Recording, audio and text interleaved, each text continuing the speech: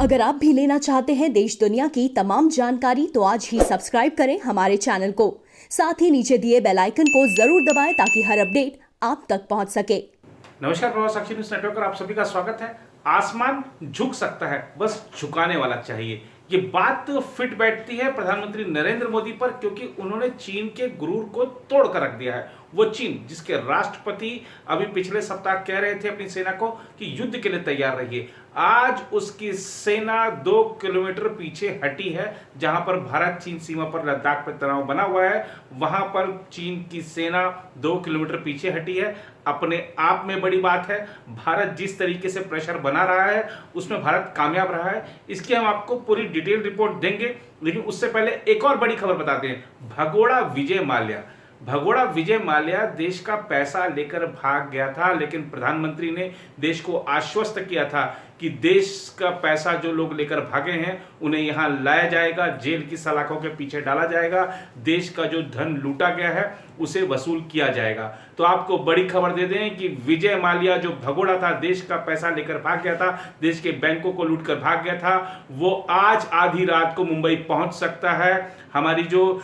ED है, हमारी जो सीबीआई है, इन जांच एजेंसियों ने जिस तरीके से ब्रिटेन की अदालत में बड़ी पुख्ता तरीके के साथ मामला रखा था, ब्रिटेन की अदालत को प्रत्यर्पण के लिए मजबूर होना पड़ा था और आज आधी रात को या कल सुबह तक विजय माल्या भारत पहुंच सकता है।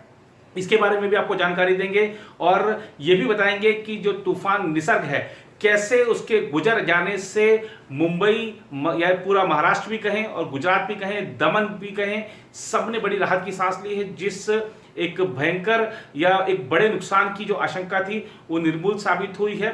जो बचाव दल, हमारे जो एनडीआरएफ है, हमारी जो राज्य सरकार है, हमारी केंद्र सरकार है, हमारे जो राज्य प्रशासन, उनकी तारीफ करनी होगी कि उन्होंने बहुत एहतियाती कदम उठाए थे जिससे नुकसान बहुत कम हुआ है। तो आइए शुरुआत करते हैं जरा विजय माल्या से, जो कि भगोड़ा है।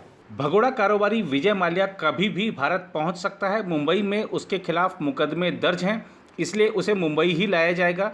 जांच एजेंसियों के कुछ सूत्रों ने संकेत दिए कि विजय माल्या का विमान बुधवार रात को मुंबई हवाई अड्डे पर उतर सकता है। अगर वह रात में मुंबई पहुंचा तो उसे कुछ देर सीबीआई ऑफिस में रखा जाएगा, बाद में उसे कोर्ट के सामने पेश किया जाएगा। दरअसल यूके कोर्ट ने 14 मई को माल्या के भारत प्रत्यर्पण पर आखिरी मुहर लगाई थी। नियम के अनुसार भारत सरकार को माल्या को उस तारीख से 28 दिन के अंदर यूके से लेकर आना है। ऐसे में 20 दिन गुजर चुके हैं। उधर प्रत्यर्पण की सारी कानूनी प्रक्रिया भी पूरी हो चुकी है। ऐसे में माल्या को कभी भी किसी भी वक्त भारत लाया जा सकता है। बहरहाल माल्या के मुंबई पहुंचते ही मेडिकल टीम उसकी सेहत की जांच करेगी। सूत्रों ने बताया कि सीबीआई और ईडी के कुछ अधिकारी विमान पर माल्या के साथ होंगे। अगर माल्या दिन में भारत पहुंचेगा तो उसे एयरपोर्ट से सीधे कोर्ट ले जाया जाएगा। सूत्रों ने बताया कि कोर्ट में सीबीआई और ईडी दोनों एजेंसियां उसकी रिमांड की मांग करेंगी।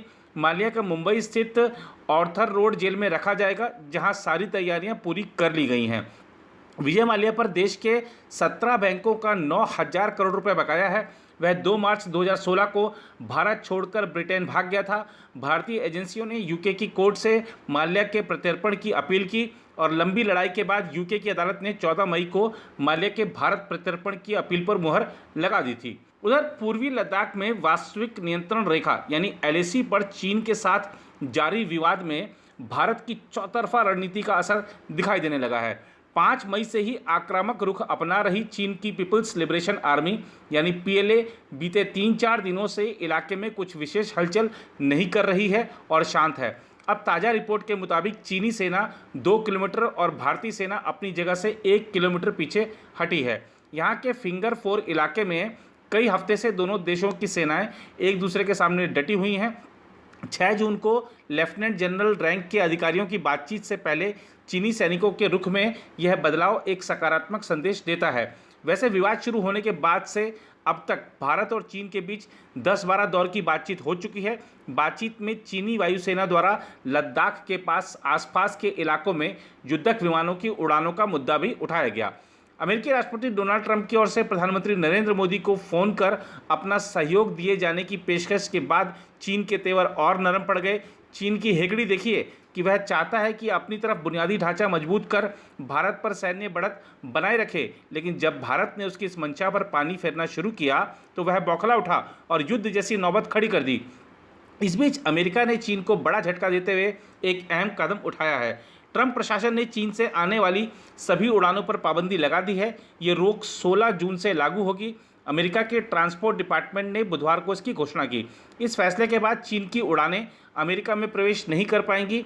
अमेरिका ने ये कदम तब उठाया है जब दुनिया की दो सबसे बड़ी अर्थव्यवस्था के बीच फ्लाइट्स को लेकर मौजूदा समझौते का पालन करने में चीन नाकाम रहा।